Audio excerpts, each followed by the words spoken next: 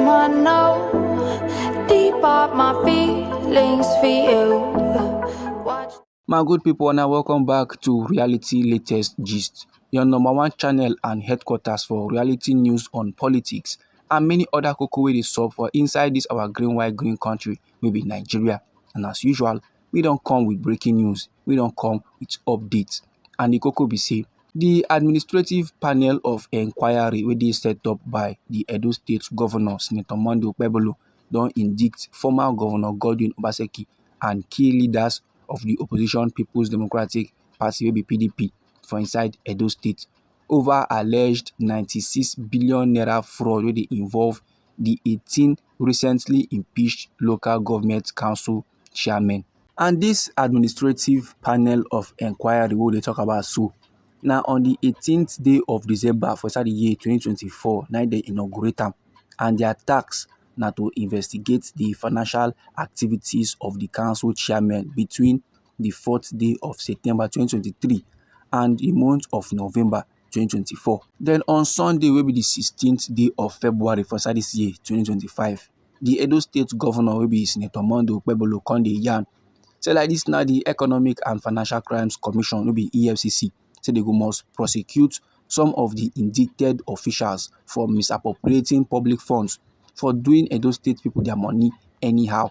And while in they receive the reports of the panel for inside the government house wey dey for inside Benin City, Edo State, the governor come dey give accolade to the professionalism of the members of the panel, and he come dey talk say this administration is very much committed to transparency and accountability in public office.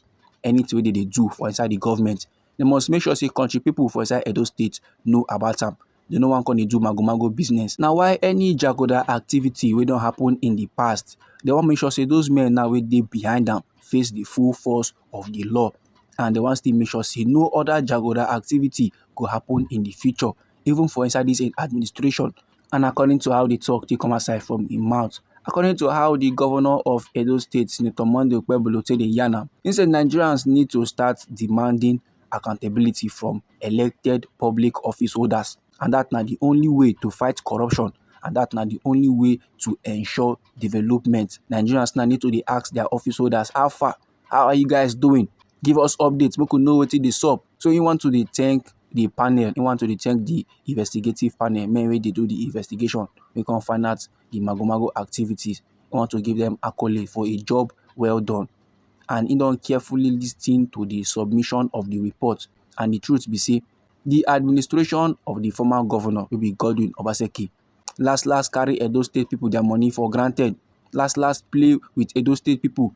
He do plenty things wey no make sense at all. They take everything wey belong to Edo people and they can't channel them for their personal gains. They use Edo State people money, take the puga, take the fat their own lifestyle. But him now want to thank God for helping them to change the narrative to benefit the Edo State people. And he also want to thank the president of this our green white green country wey be Nigeria so, and that's not the one and only Asiwaju Bola Ahmed Tinubu, because without the support of the president, therefore no dey witness this kind of development wey they experience for inside Edo State today. This kind of changes now, this kind of massive good thing wey dey come so, therefore no even test and therefore no even feel am, therefore no even see am at all. So now why the guys give our president some accolade. And the Edo State Governor Senator Monday Okpebholo consider yarn say like this now plenty things don't happen. No, the PDP leaders then loot the treasures of the local governments then for inside Edo, and they even steal their collective patrimony, and nobody went after them. Nobody took action. But this time around, now we don't enter office, things go change. Things go dey different for inside Edo State. They go make sure say then go after those jagoda men wey dey under the administration of the former Edo State Governor Godwin Obaseki, and they go make sure say they retrieve everything wey they don't steal from Edo State people. They go recover all, and they go make sure say those men now will commit the jagoda activity pay for them.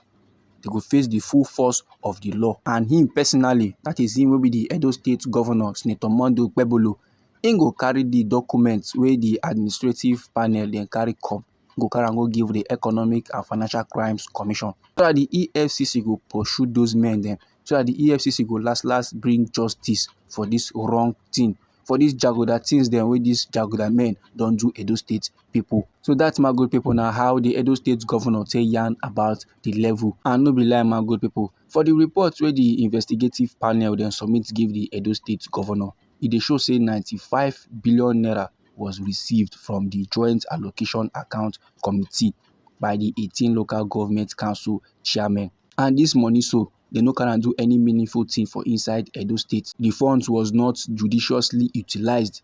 No meaningful project was done.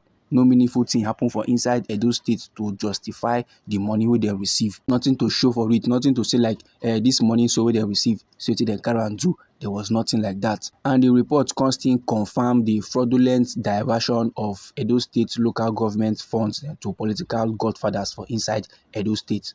And with over 10 billion naira fraudulently siphoned, these men shift 10 billion naira and then use the name security, environment and training as they take cover face. Don't do jaguda thing now. I can't say now for security, now for environment and training. Meanwhile, nothing like that happened. Now, according to the report, as these men now don't create that name, so the 18 local government council chairmen, they could contribute money to the account. And they can't use them as strategy to take collect the resources of the government, because funds now can't come in from different individuals and different companies them. Meanwhile, the chairman of this investigative panel, so as they submit the report, they give the Edo State governor, in a con they yarn about the different challenges wey they face during the course of the assignment, during the course of their inquiry.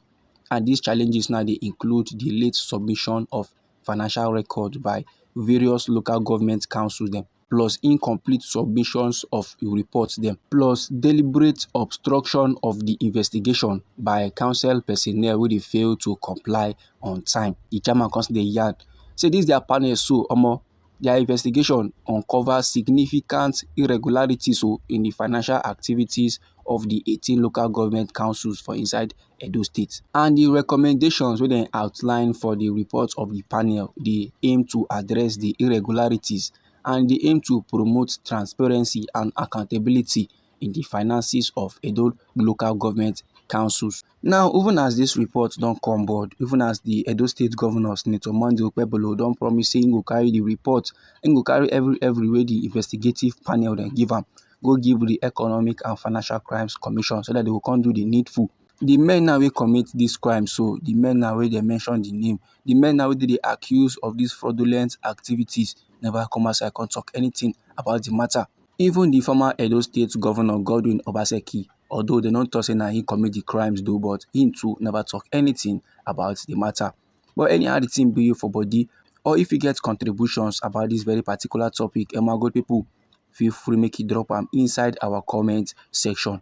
You know, so now we be reality latest gist. Now they like giving our reality news on politics and many other cocoa way they sub for inside this our green white green country, will be Nigeria. So if you like this update and you would like to receive more, try make you subscribe to this channel and try make you put on the notification bell so that as we bring more news they come, now you go first get the informate and you go even receive them sharp.